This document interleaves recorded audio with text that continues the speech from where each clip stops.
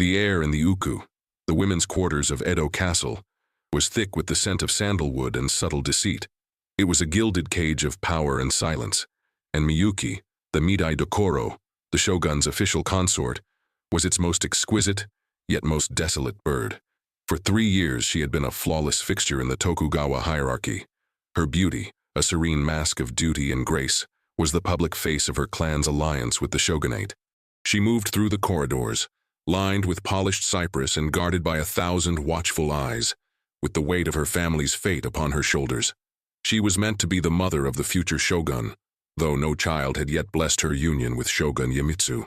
Iemitsu, the shogun, was a man carved from cold obsidian, commanding, absolute, and utterly devoid of warmth. Their meetings were ritualistic, sterile, and political. He possessed her body, but his mind remained fixed on battle strategy and the enforcement of the Sakoku isolationist edicts. He saw her as a beautiful vessel, a political commodity, not a woman. Miyuki spent her days navigating the poisonous currents of the uku. The shogun's concubines, O-churo, envied her status.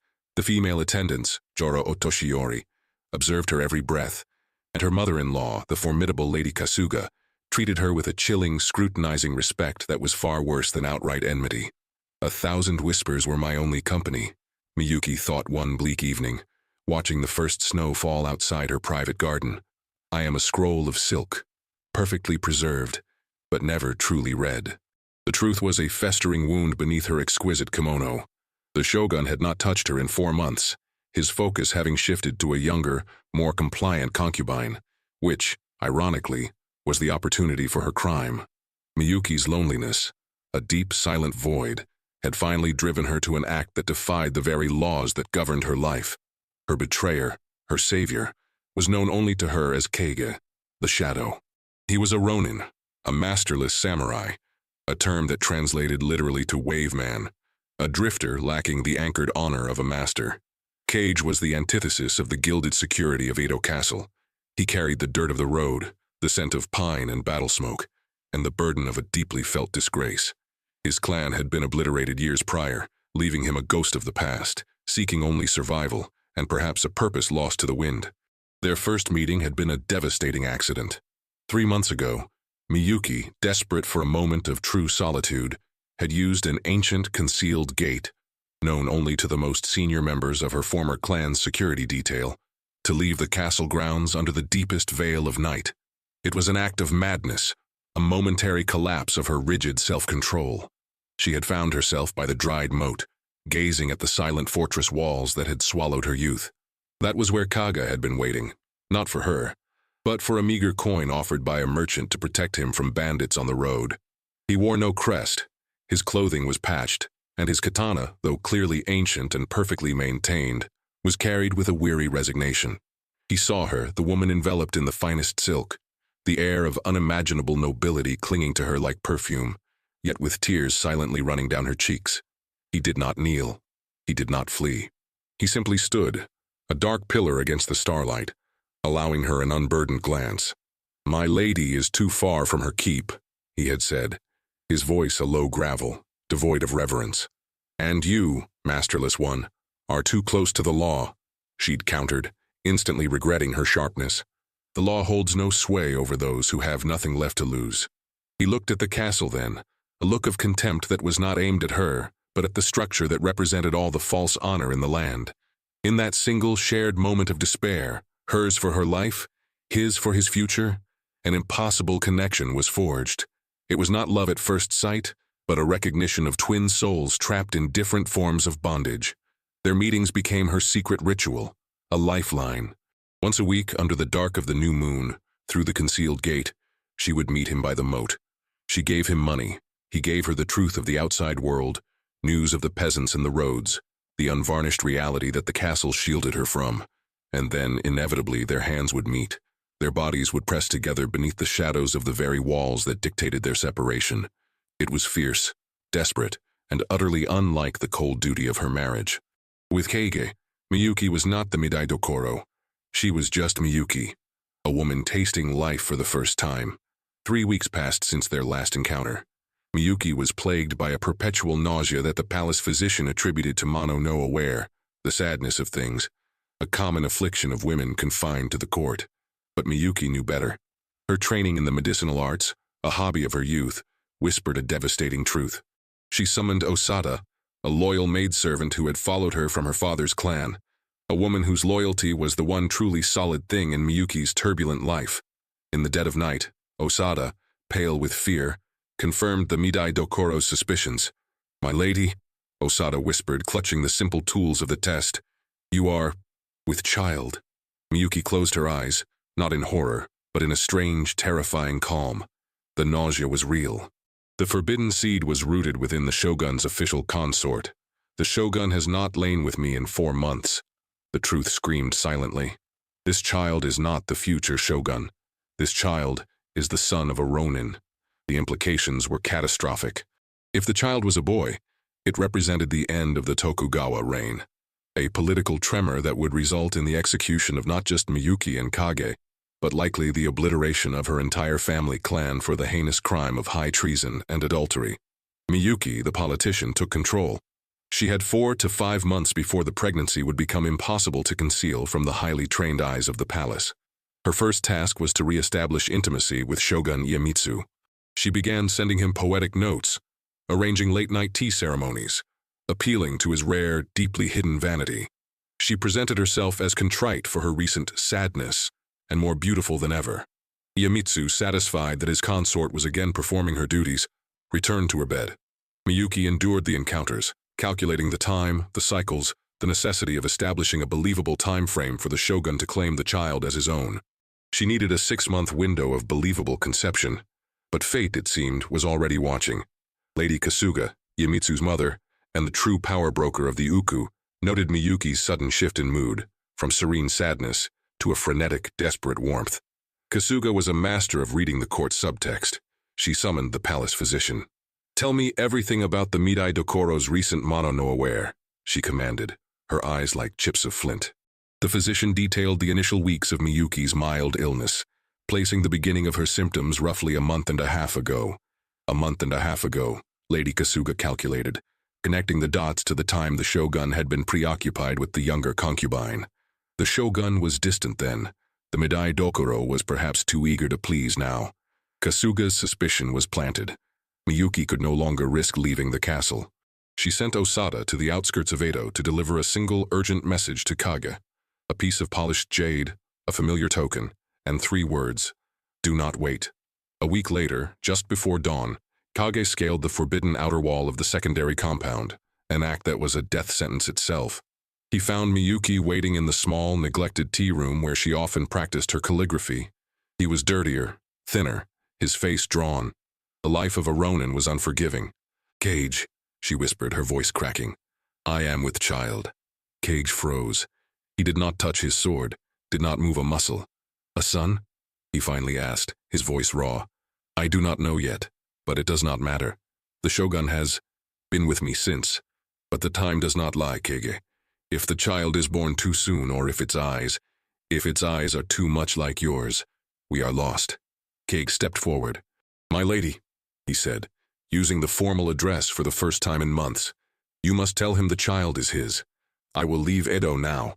I will travel north to the deep mountains. I will become a ghost that never existed." Miyuki shook her head. "You do not understand, Kage. If the shogun names a new heir and that heir is suddenly taken ill, suspicion will fall. If I hide you, he will never stop looking.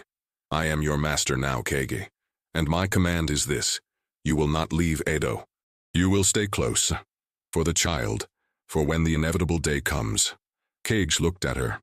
"If I stay," Kage said, his hand resting on the hilt of his katana, "I will be forced to draw this blade on your shogun."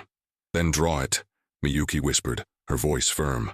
"But only when my life and the child's life depend on it." As the weeks blurred into months, Miyuki mastered the art of deception.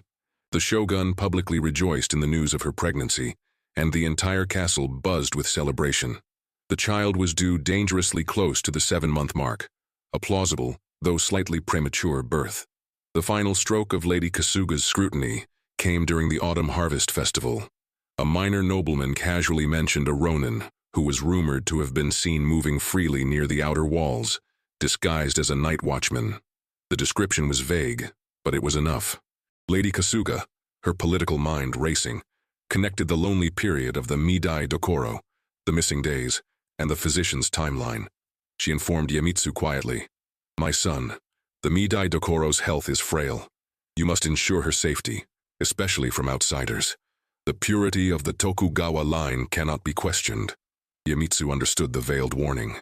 He quietly doubled the security detail around Miyuki's quarters and appointed a trusted retainer, Hattori, to watch every person who entered or left her sight. The atmosphere in the castle became suffocating.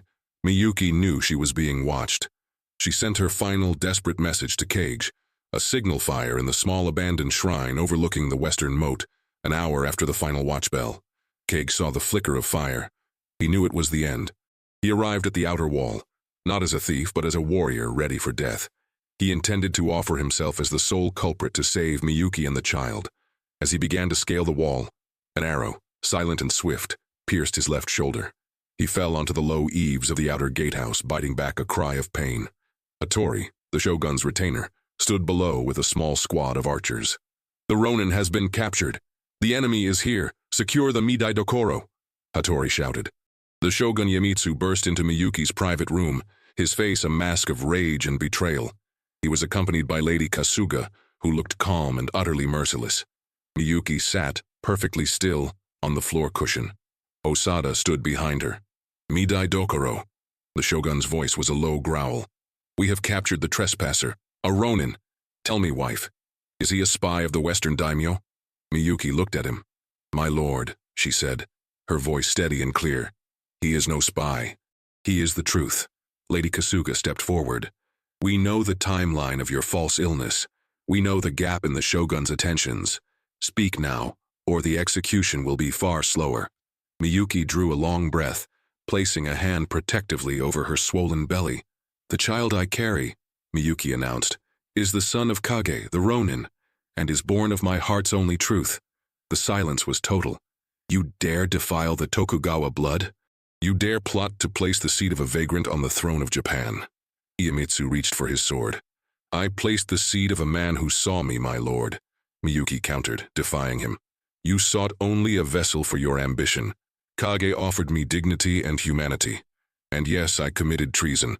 I broke my oath to you because I will not bear a child in cold duty, but in fierce, terrifying love." At that moment, the door burst open.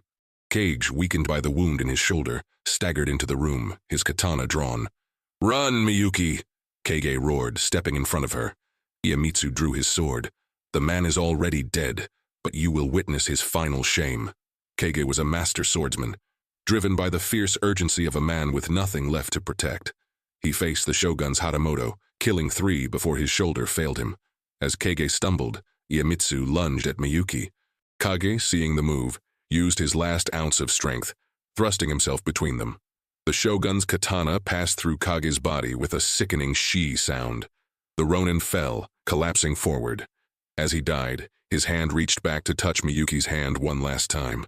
Miyuki screamed, and the shock, terror, and grief triggered the birth. She began to bleed heavily. Osada cried out and rushed to her side. "The child is coming, my lord," Lady Kasuga announced, her voice cold and practical amidst the chaos. "She is delivering. Stop the madness. We must secure the heir.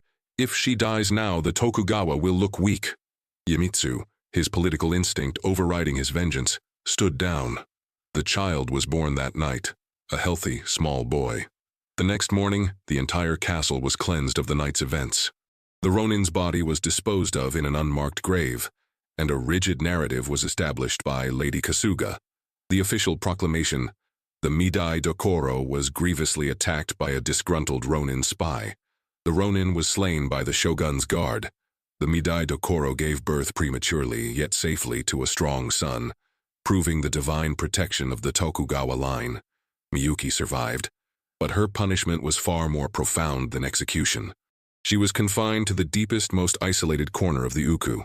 She was not allowed to care for her son, the Tokugawa heir, who was immediately whisked away to be raised under the iron tutelage of Lady Kasuga.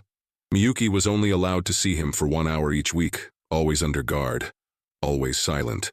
The child, named Takeo, bamboo warrior by the shogun, was strong, dark-haired, and possessed the deep brown eyes of Miyuki's own family line, a stroke of genetic fortune that saved them both. He was outwardly a perfect Tokugawa, but Miyuki knew the truth, and Lady Kasuga also knew. On the child's first birthday, during the brief, silent hour she was granted with him, Miyuki pressed a small, meticulously carved wooden toy, a miniature katana, into his tiny hand. His father was not a spy, my son, she thought. He was a man of the true Bushido. You carry the blood of the wave man, the spirit of a warrior who died for love, not for honor. The Shogun's consort continued to live out her days in her gilded cage, a living monument to the power of the Shogunate. Her act of betrayal was a ghost that haunted the hallways of Edo Castle, a secret coiled at the very root of the Tokugawa lineage. Miyuki had lost everything, but as she watched her son, the secret Ronin heir, grow stronger and more resolute with each passing year, she knew that Kage's sacrifice was not in vain. The price of her survival was silence, but the legacy of their forbidden love would one day sit upon the most powerful throne in all of Japan, a shadow waiting to rise. The war had ended, but the real betrayal, the one that would determine the future of the nation, had just begun.